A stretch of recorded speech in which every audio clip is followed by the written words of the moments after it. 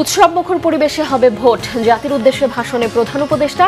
ফলাফল যাই হোক, জাতীয় স্বার্থকে প্রাধান্য দিয়ে মেনে নেয়ার আহ্বান। জাতীয় নির্বাচনের সব প্রস্তুতি সম্পন্ন, জানিয়েছে ইসি। ভোট শতভাগ সুষ্ঠু হবে আশা কমিশনার সানাউল্লাহর। উৎসবমুখর নির্বাচনের আশ্বাস স্বরাষ্ট্র উপদেষ্টার। ইলেকশন ইঞ্জিনিয়ারিং এর আশঙ্কা নেই, ল্যান্ডস্লাইড জয় পাবে বিএনপি, বললেন মির্জা ফখরুল। প্রশাসনের একটি অংশের বিরুদ্ধে পক্ষপাতের অভিযোগ জামাতের। নির্বাচন অবাধ ও সুষ্ঠু হবে আশাবাদী ইইউ পর্যবেক্ষক দল। বাংলাদেশের নির্বাচনকে খুবই গুরুত্বের সাথে নেয়ার কথা জানালেন দলের প্রধান। অন্তর্বর্তী সরকারের উপদেষ্টাদের সম্পদের তথ্য প্রকাশ করে প্রজ্ঞাপন জারি। সচিবালয়ে উপদেষ্টাদের মাঝে বিদায়ের সুর।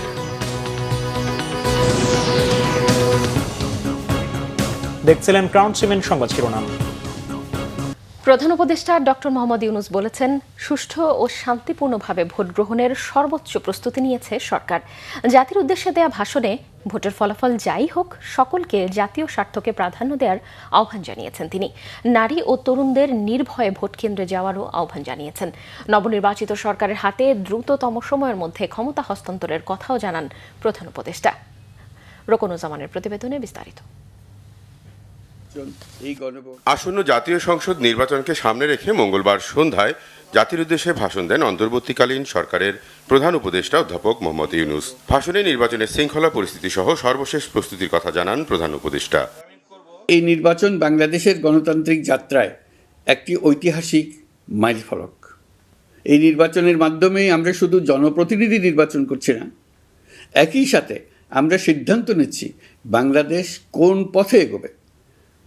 আমরা কি একটা বৈষম্যহীন, ন্যায়ভিত্তিক ও জবাবদিহিমূলক রাষ্ট্র গড়তে পারবো, নাকি আবারও পুরনো ক্ষমতাকেন্দ্রিক ও অনিয়ন্ত্রিত বৃত্তে ফিরে যাব? এই নির্বাচনের গুরুত্ব তুলে ধরে ফলাফল যাই হোক, জাতীয় স্বার্থকে প্রাধান্য দেওয়ার আহ্বান ছিল তার কণ্ঠে।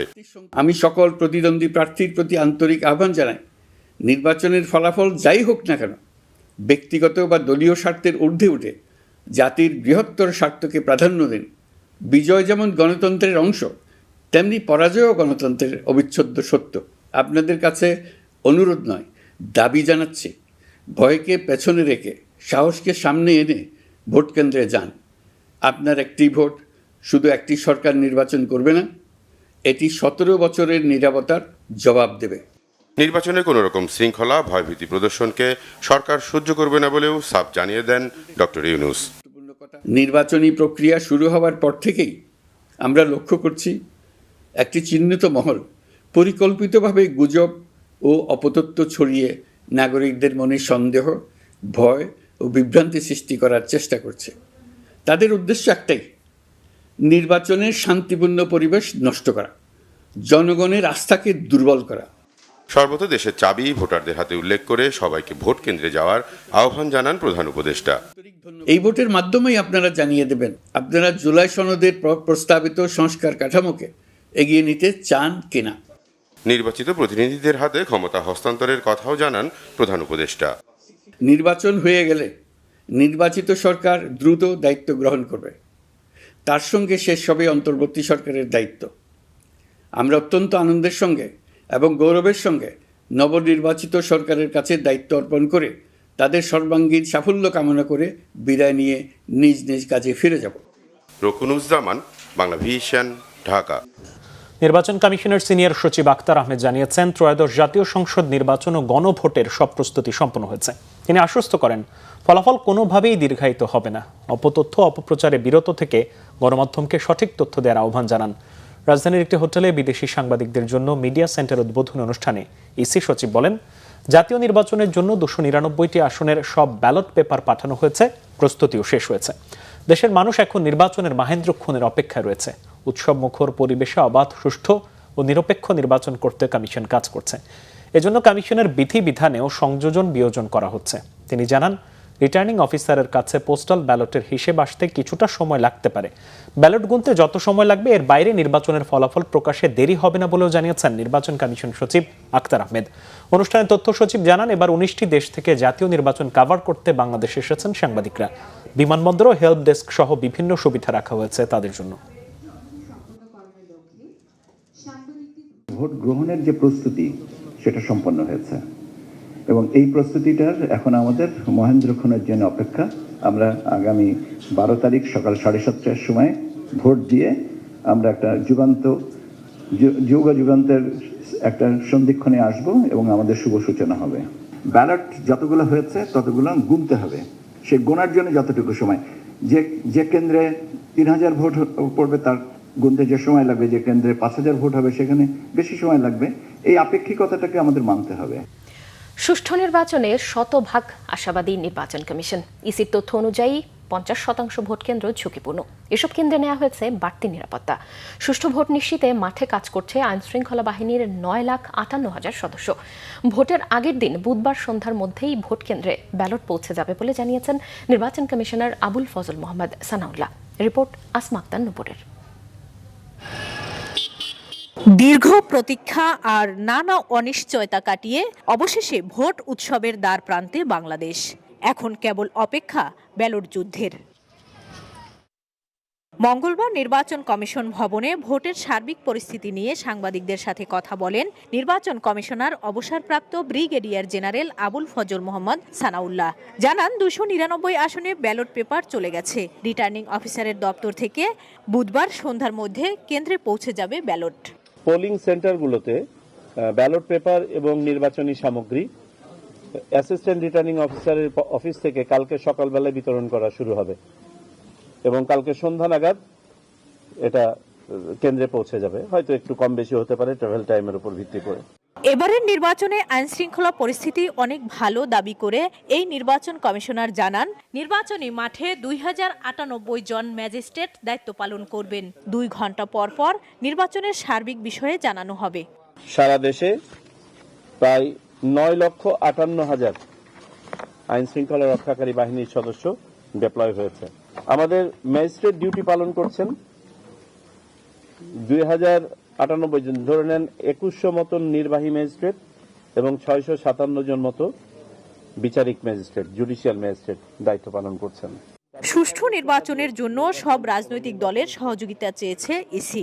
গণভোট এবং জাতীয় নির্বাচনের ফলাফল একই সময়ে প্রকাশ করা হবে বলেও জানানো হয়েছে। আসমা আক্তার নুপুর, বাংলাভিশন, ঢাকা। স্বরাষ্ট্র উপদেষ্টা মোহাম্মদ জাহাঙ্গীর আলম চৌধুরী বলেছেন, 12 ফেব্রুয়ারির জাতীয় সংসদ নির্বাচনের প্রস্তুতি খুবই ভালো। নির্বাচন খুবই উৎসবমুখর এবং অবাধ, সুষ্ঠু, বিশ্বাসযোগ্য হবে, কোনো শঙ্কা নেই বলেও জানান তিনি। দুপুরে ত্রয়োদশ জাতীয় সংসদ নির্বাচন ও গণভোট 2026 সুষ্ঠুভাবে সম্পাদনে আইনশৃঙ্খলা বিষয়ক মতবিনিময় সভা শেষে সাংবাদিকদের ব্রিফিংকালে তিনি এসব কথা বলেন। স্বরাষ্ট্র উপদেষ্টা বলেন, প্রায় প্রতিটি কেন্দ্রেই সিসি ক্যামেরা, ড্রোনের ব্যবস্থা আছে। যেসব কেন্দ্রে বাউন্ডারি ওয়াল নেই সেসব স্থানে বাঁশ দিয়ে বাউন্ডারির ব্যবস্থাও হয়ে যাবে বলে জানান তিনি। এবারে নির্বাচনটা খুবই উৎসবমুখর হবে বলে তিনি আশা প্রকাশ করেন। স্বরাষ্ট্র উপদেষ্টা আরও বলেন, শুধু প্রশাসন না, সবার সহযোগিতা দরকার। তিনি বলেন, কোনো ধরনের শঙ্কা নেই। আর শঙ্কার কথা উড়িয়ে দিয়ে তিনি আরও বলেন, এবারের মতো যে পরিমাণ আইনশৃঙ্খলা বাহিনী নিয়োগ করা হয়েছে ইতিহাসে এমন আর আগে কখনো হয়নি। মোটামুটি আমি দেখলাম যে এখানকার প্রস্তুতি খুবই ভালো, কোনো ধরনের শঙ্কা নাই। এইবার মতো যে পরিমাণ আইন শৃঙ্খলার বাহিনী নিয়োগ করা হয়েছে কোনো ইতিহাসে আপনারা দেখাতে পারবেন আইন শৃঙ্খলা বাহিনী। আরেকটা, আপনারা যেহেতু আপনারা অনেক বয়স্ক সাংবাদিক আছেন, আপনারা আগের অন্যান্য নির্বাচনগুলি দেখেন, অন্যান্য নির্বাচন বলতে যেরকম সহিংসতা হতো, এবার কিন্তু ওরকম আল্লাহ দিলে এখন কোন ধরনের আমরা আশা করবো যে সামনেও কমে না। এবারের নির্বাচনে ইলেকশন ইঞ্জিনিয়ারিং এর কোনো আশঙ্কা নেই। বিএনপি ল্যান্ডস্লাইড জয় পাবে বলে আশাবাদ ব্যক্ত করেছেন বিএনপির মহাসচিব মির্জা ফখরুল ইসলাম আলমগীর। সকালে ঠাকুরগাঁও পৌর শহরের কালীবাড়ি এলাকায় নিজ বাসভবনে সাংবাদিকদের সাথে প্রেস ব্রিফিংয়ে তিনি এই মন্তব্য করেন। তিনি বলেন, এ পর্যন্ত নির্বাচনের পরিবেশ অনুকূলে রয়েছে। চেক অ্যান্ড ব্যালেন্স এবং কাউন্টার ব্যালেন্স সঠিকভাবে থাকায় নির্বাচনে তথাকথিত ইঞ্জিনিয়ারিং হওয়ার শঙ্কা নেই। বলেন, ঠাকুরগাঁওয়ে বিএনপির চেয়ারম্যান তারেক রহমানের সফরে বিএনপি অত্যন্ত ইতিবাচক ভূমিকা রেখেছে। বিএনপিকে তার এই সফর অনেক দূর এগিয়ে নিয়ে যাবে। নির্বাচনে প্রত্যাশা কি, এমন প্রশ্নের জবাবে মির্জা ফখরুল বলেন, নির্বাচনে বিএনপির প্রত্যাশা একটাই, যেটা গত 15 বছরে দলটি পায়নি। নির্বাচনটি সুষ্ঠু হলে রাষ্ট্রের গণতান্ত্রিক উত্তরণের পরিবেশ সৃষ্টি হবে বলেও তিনি আশাবাদ ব্যক্ত করেন। নির্বাচনের পরিবেশ নিয়ে মহাসচিব আরও বলেছেন, রাজনৈতিক দলগুলো কম বেশি সতর্কতার সাথেই তাদের নিজস্ব সক্রিয়তার মাধ্যমে নির্বাচনে কাজ করেছে। গণতান্ত্রিক পরিবেশে ফিরে যেতে পারবো এর মাধ্যমে। আমি সেজন্যই আশা করছি যে নির্বাচনটা সুষ্ঠু হলে এমন ফল আশা করছি আমরা তো অত্যন্ত আশাবাদী যে বিএনপি একটা ল্যান্ডস্লাইড বিক্রি পাবে। প্রশাসনের একটি অংশ পক্ষপাতমূলক আচরণ করছে, কোনো পাতানো নির্বাচন হলে তা মেনে নেবে না জামাত, সতর্ক করেছেন দলের সহকারী সেক্রেটারি জেনারেল এহসানুল মাহবুব জুবায়ের। সকালে দলটির কেন্দ্রীয় কার্যালয়ে ইউরোপীয় ইউনিয়নের নির্বাচনী পর্যবেক্ষক দলের সাথে বৈঠক শেষে গণমাধ্যমকে এই তথ্য জানান তিনি। এ সময় তিনি নির্বাচনে প্রশাসনের অস্ত্র উদ্ধার প্রসঙ্গে বলেন, লুট হওয়া ও অবৈধ অস্ত্র উদ্ধারে আরও তৎপর হওয়া উচিত, যাতে জনমনে আতঙ্ক তৈরি না হয়। ঢাকা 15 আসনে নির্বাচনী অফিসে আগুন দেওয়ার অভিযোগ করে মাহবুব জুবায়ের বলেন, নির্বাচনের সমতল মাঠে ঘাটতি আছে, প্রশাসনের উচ্চ পর্যায়ের একটি অংশ পক্ষপাত করছে, এখান থেকে বের না হলে জামাত তাদের অবস্থান জানাবে। অভিযোগ আমরা করেছি যে বিভিন্ন জায়গায় প্রশাসনের দায়িত্বরত বড় উচ্চ পর্যায়ে দায়িত্বশীল ব্যক্তিদেরও কিছু কিছু ভূমিকা অত্যন্ত প্রশ্নবোধক। আমরা মনে করি এটাই সংশোধন হওয়া উচিত এবং সঠিক ভূমিকা পালন করা উচিত প্রশাসনের, নাইলে লেভেল প্লেইং ফিল্ড হবে না, নির্বাচনটা সুষ্ঠু হবে না, গ্রহণযোগ্য হবে না এবং কোনো অবস্থায় জাতি এটা মেনে নেবে না। নির্বাচন সামনে রেখে একটি দল জাল ভোট দেওয়ার প্রস্তুতি নিচ্ছে, এমন অভিযোগ করেছেন বিএনপির নির্বাচন পরিচালনা কমিটির মুখপাত্র মাহদি আমিন। সকালে গুলশানে বিএনপির নির্বাচন পরিচালনা অফিসে আয়োজিত সংবাদ সম্মেলনে এই অভিযোগ করেন তিনি। প্রতিদ্বন্দ্বী দল টাকা দিয়ে ভোট কেনার অভিযোগ করেন তিনি। বলেন, এটি নির্বাচনী আচরণ বিধির স্পষ্ট লঙ্ঘন। একই সাথে কুমিল্লা ও বগুড়ায় স্থানীয় সন্ত্রাসীরা দেশীয় অস্ত্র নিয়ে বিএনপি নেতাকর্মীদের উপর হামলা চালিয়েছে বলেও অভিযোগ করেন মাহদি আমিন। এসব অপপ্রয়াসের বিরুদ্ধে নির্বাচন কমিশনের কাছে লিখিত অভিযোগ জানানোর কথাও বলেন তিনি। জানান, নির্বাচন সুষ্ঠু ও নিরপেক্ষ হলে যে কোনো ফলাফল মেনে নেবে বিএনপি।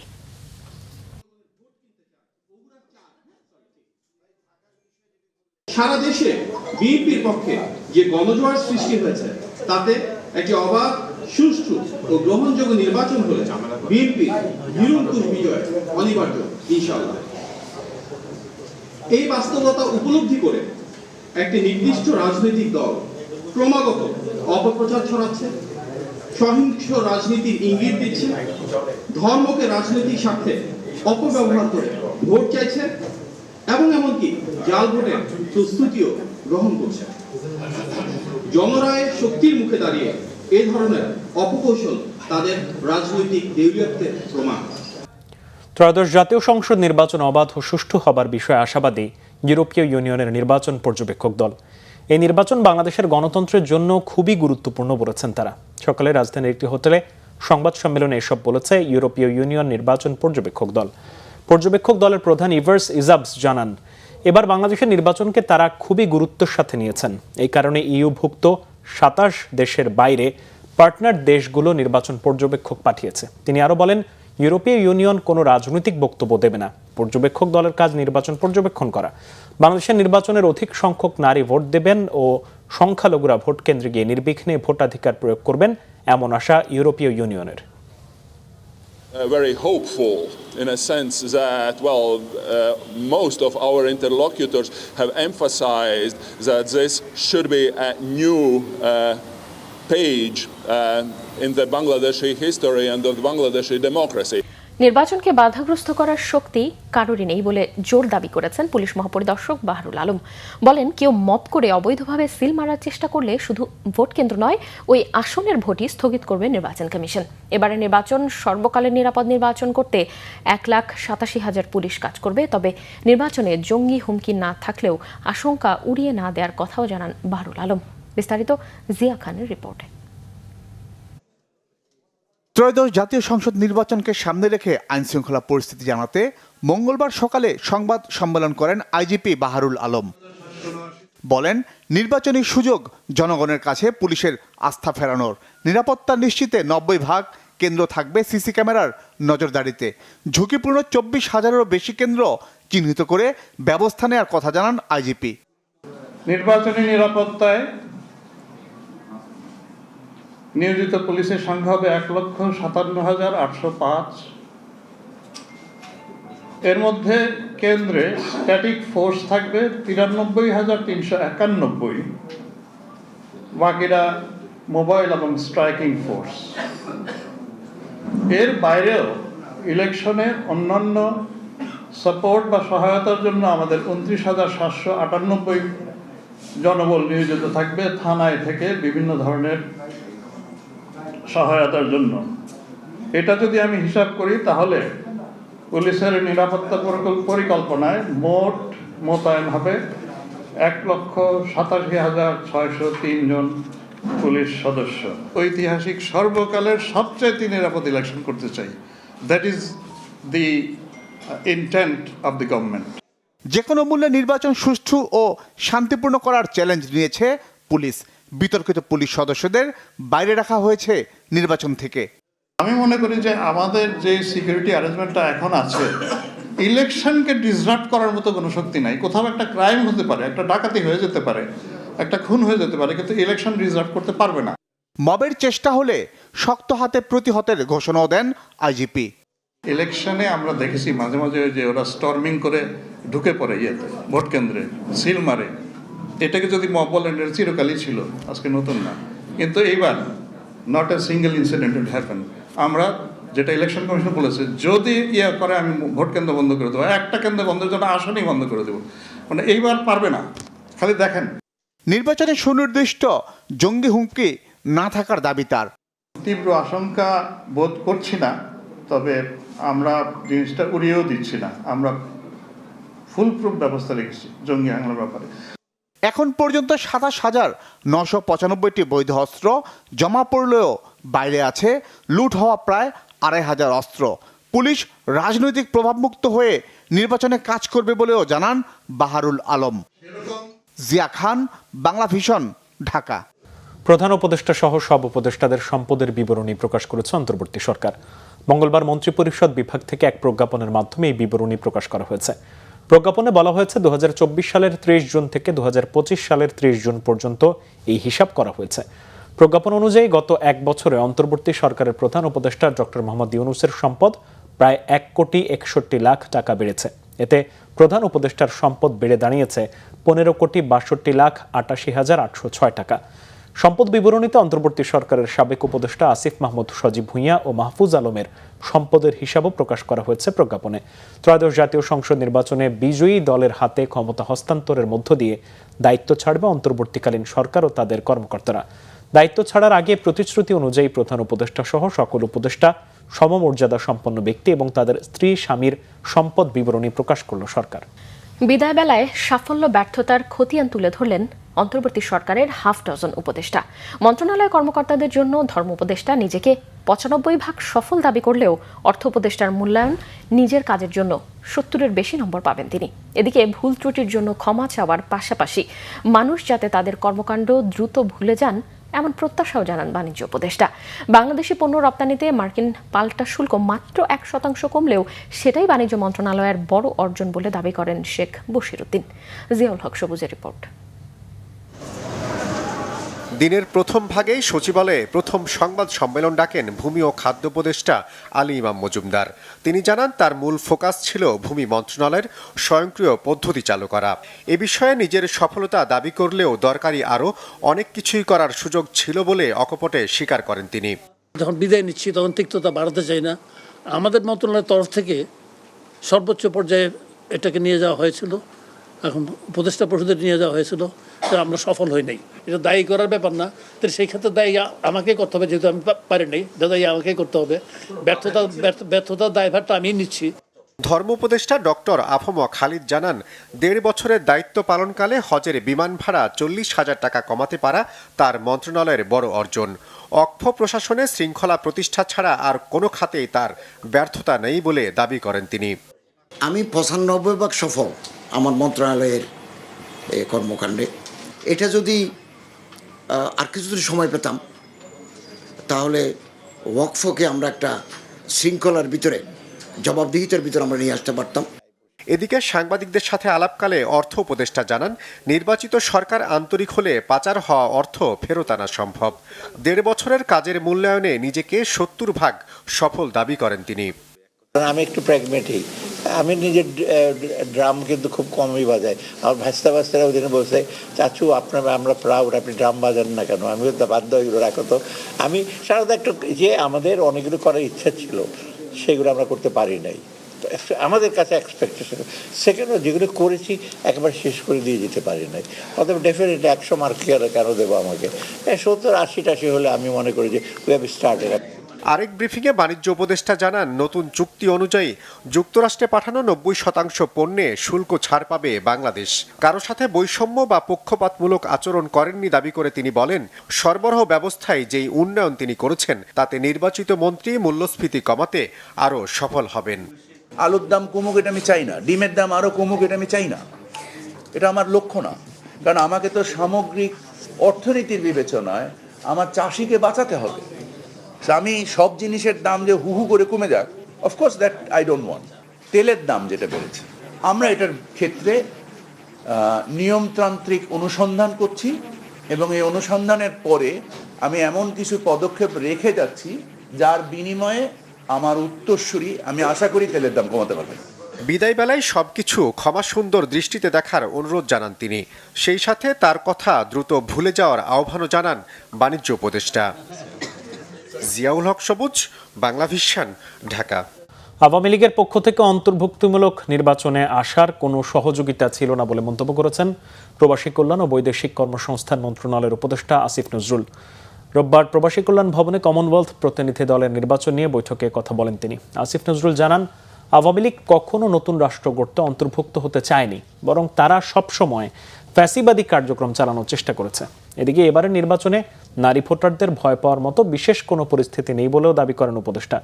নির্বাচনে নারী ভোটারদের সংখ্যা বাড়বে বলেও আশা আসিফ নজরুলের। এ সময় প্রবাসীদের ভোট চালু করা কোনো কঠিন কাজ নয়, অন্তর্বর্তী সরকার এটা করে দেখিয়েছে বলেও দাবি করেন উপদেষ্টা। আজকে আমাদের এখানে কমনওয়েলথ অবজারভার এই দলের পক্ষ থেকে অন্তর্ভুক্তমূলক নির্বাচনে আসার জন্য কোনো রকম পদক্ষেপ তো দূরের কথা, তারা যেইভাবে যারা গণহত্যার সাথে জড়িত ছিল, গণহত্যার জন্য তাদের যে সিরিয়াস লিডার আছে, সিনিয়র লিডার আছে, তাদের বিচার হচ্ছে। তাদের সবচেয়ে প্রধান যে নেত্রী আছে তার মৃত্যুদণ্ডের আদেশ হয়েছে এবং উনি বিদেশে বসে আমাদের জুলাই গণ অভ্যুত্থানকারী যারা আছে, আমাদের সরকারে যারা আছে তাদেরকে হত্যার নির্দেশ দিচ্ছে, তাদের জ্বালিয়ে দিবে, তাদের বাড়িঘর জ্বালিয়ে দেওয়ার নির্দেশ দিচ্ছে, তাদের কর্মীদেরকে সমস্তভাবে বাংলাদেশের মানুষের বিরুদ্ধে, প্রত্যাশার বিরুদ্ধে দাঁড়ানোর বিভিন্ন রকম উত্তেজনাকর বক্তব্য প্রদান করছে। এবং আওয়ামী লীগের একজন লিডারকেও এই যে জুলাই গণ অভ্যুত্থানকালে তাদের যে দলের এবং সরকারের ভূমিকা, এটা সম্পর্কে একজনকেও অনুশোচনামূলক বা নিন্দাসূচক বক্তব্য আমরা প্রদান করতে দেখি নাই। দুর্নীতিতে গতবারের চেয়ে এক ধাপ নেমে এবার বৈশ্বিকভাবে বাংলাদেশ 13তম হয়েছে, জানিয়েছে transparency international Bangladesh TIB. July অভ্যুত্থানে চোরতন্ত্রের পতনের কারণে ভালোর সূচক এক ধাপ বাড়লেও সার্বিক দুর্নীতির আগের মতোই থাকায় বাংলাদেশ গত বছরের চেয়েও এক ধাপ নেমে গেছে বলে জানান টিআইবি নির্বাহী পরিচালক ডক্টর ইফতেখারুজ্জামান। আওয়ামী লীগের কারাবন্দী নেতারা ভোট দিয়েছেন, তৃণমূলের নেতারা অন্য দলে যোগ দিয়ে ভোটে অংশগ্রহণ করছেন উল্লেখ করে তিনি প্রশ্ন করেন, তাহলে ভোটে আওয়ামী লীগ নাই কিভাবে? রিপোর্ট করছেন ইমরুল কায়েস। মঙ্গলবার বিশ্বব্যাপী একই সময়ে দুর্নীতির ধারণা সূচক প্রকাশ করেছে জার্মানির বার্লিন ভিত্তিক দুর্নীতি বিরোধী সংস্থা ট্রান্সপারেন্সি ইন্টারন্যাশনাল। এরই ধারাবাহিকতায় বাংলাদেশ চ্যাপ্টার টিআইবি দুর্নীতির সূচক প্রকাশ করে। এতে বলা হয়েছে, ধারণা সূচকে 182টি দেশের দুর্নীতির অবস্থা তুলে ধরা হয়েছে। সূচকে 89 স্কোর নিয়ে সবচেয়ে কম দুর্নীতিগ্রস্ত দেশ ডেনমার্ক, আর 9 স্কোর নিয়ে যৌথভাবে সর্বোচ্চ দুর্নীতিগ্রস্ত দেশ দক্ষিণ সুদান ও সোমালিয়া। ধারণা সূচকে 24 স্কোর নিয়ে বাংলাদেশ দুর্নীতিতে 13তম অবস্থানে রয়েছে। দক্ষিণ এশিয়া বাংলাদেশ দ্বিতীয় সর্বোচ্চ দুর্নীতিগ্রস্ত দেশ বলে জানান টিআইবি নির্বাহী পরিচালক ডক্টর ইফতেখারুজ্জামান। বাংলাদেশের স্কোরটা নিচে দিক থেকে 13 সর্বনিম্ন, অর্থাৎ 13তম সর্বনিম্ন হচ্ছে যে বাংলাদেশের স্কোরটা, যেটি গতবার ছিল 14তম। সেই হিসাবে আমাদের স্কোরটা আমাদের স্কোর ভিত্তিক র্যাঙ্কিংটা নিচের দিক থেকে হিসাব করলে এক ধাপ নেমেছে। সোর্সেসগুলো আমরা অ্যানালাইজ করে আমরা দেখেছি এবং টিআই থেকে যেটা বলছে, একটা আমাদের যে 24-এর গণ অভ্যুত্থান, সেটার ফলে যে ক্লেপ্টোক্রেসি বা চোরতন্ত্রের পতন হয়েছে, এটাকে ইতিবাচকভাবে, এই বিষয়টাকে ইতিবাচকভাবে কোনো তথ্যসূত্র বিশ্লেষণ করেছে। পতন পরবর্তী পর্যায়ে যে সংস্কার প্রক্রিয়া, সেখানে সেটব্যাক ডিরেলমেন্ট হয়েছে এবং করাপ্ট প্র্যাকটিসেস যেটা ছিল সেটি একই ধারায় অব্যাহত আছে।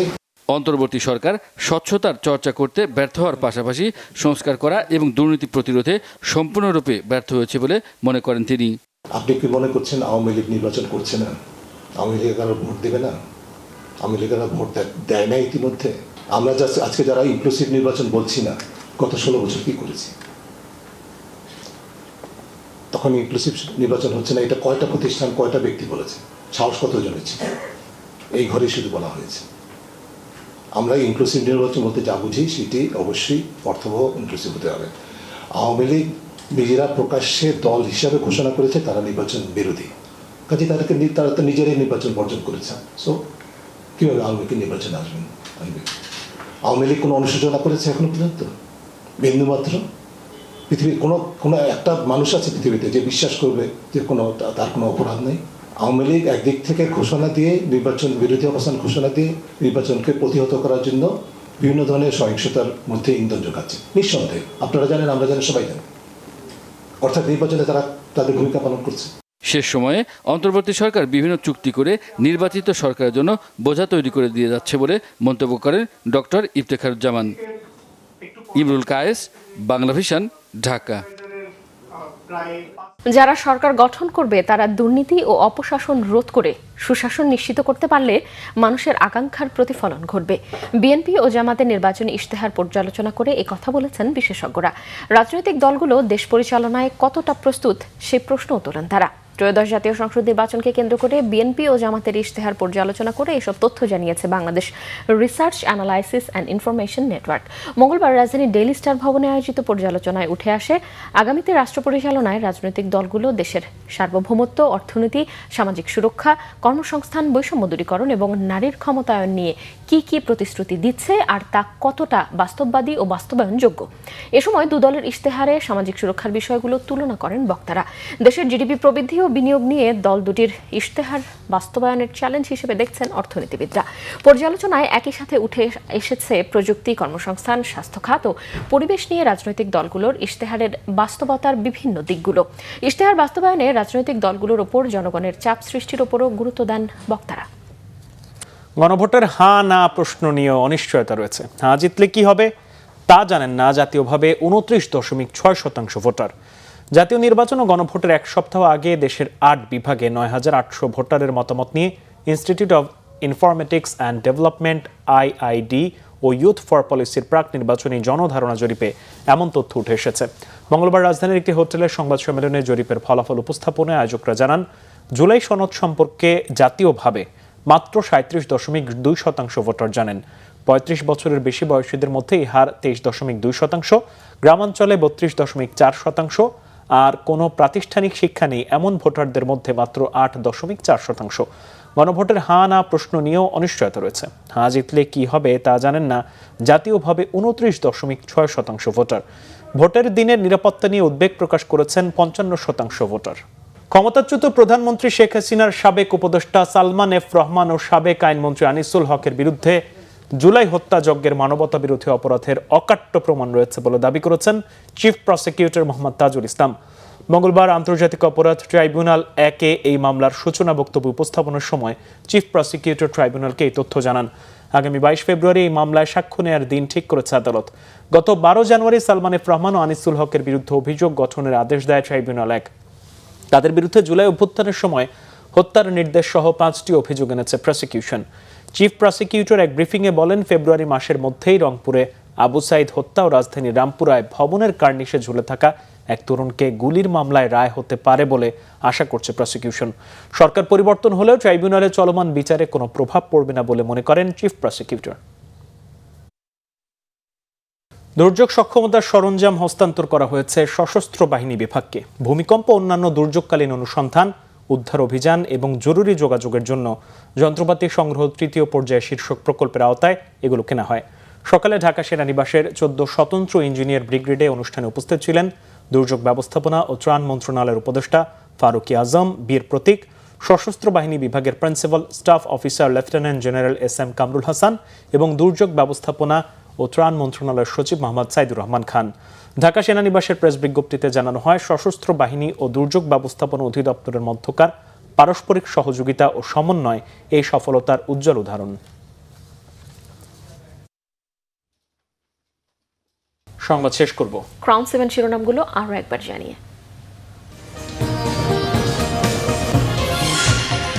উৎসবমুখর পরিবেশে হবে ভোট, জাতির উদ্দেশ্যে ভাষণে প্রধান উপদেষ্টা। ফলাফল যাই হোক, জাতীয় স্বার্থকে প্রাধান্য দিয়ে মেনে নেয়ার আহ্বান।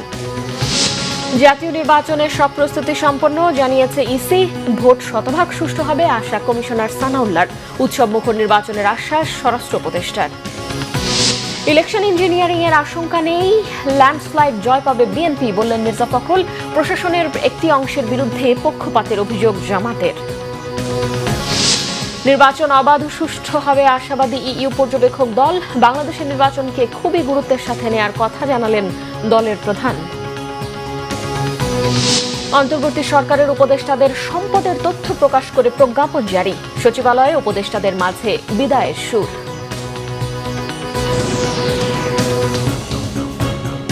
এই ছিল এখনকার মতো। পরের সংবাদ রাত 1টায় দেখার আমন্ত্রণ রইল। এছাড়া বাংলাদেশের সংবাদ ও সংবাদ সংশ্লিষ্ট অনুষ্ঠান দেখতে ভিজিট করুন www.bvnews24.com ও facebook.com/banglavishnnews এবং সাবস্ক্রাইব করুন youtube.com/banglavishnnews। ধন্যবাদ। শুভরাত্রি।